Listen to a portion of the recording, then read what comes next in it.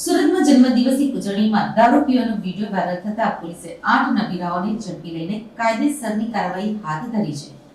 કહેવા માટે તો ગુજરાતમાં દારૂબંધી છે, પરંતુ રાજ્યનું કોઈ શહેર કે ગામડું એવું નહીં હોય જ્યાં છૂટથી દારૂ વેચાતો કે પીવાતો નહીં હોય.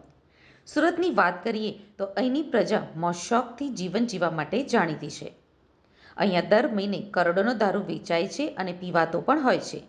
ત્યારે દારૂની પાર્ટીનો વિડીયો વાયરલ કરનારની પાંડેસરા પોલીસે ધરપકડ કરી છે. વિકાસ રાજપૂત નામના વ્યક્તિએ દારૂ પાર્ટીનો વિડીયો વાયરલ કર્યો હતો. જન્મદિવસની પાર્ટી કરનાર 8 લોકોની ધરપકડ કરવામાં આવી છે. વિકાસ રાજપૂત પર અગાઉ પણ ગુના દાખલ થયા છે.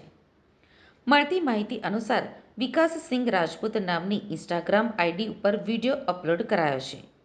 સૂત્રોએ કહ્યું છે કે મિત્ર રુદ્રા મિશ્રા નામના યુવકના જન્મદિન નિમિત્તે દારૂ પાર્ટી કરાઈ હતી. જન્મદિવસ જે યુવકનો છે તે રુદ્રા મિશ્રાના જન્મદિવસમાં ફૂલ એન્જોયમેન્ટ કર્યું હોવાનું લખાયું છે. વિકાસસિંહ રાજપૂત અને રુદ્રા મિશ્રા 2 નંબરના ધંધા સાથે પકડાયેલા હોવાની માહિતી પણ સામે આવી રહી છે. આ સમગ્ર વાયરલ વિડીયો પાંડેસરા વિસ્તારનો હોવાનું અનુમાન વ્યક્ત કરવામાં આવી રહ્યું છે.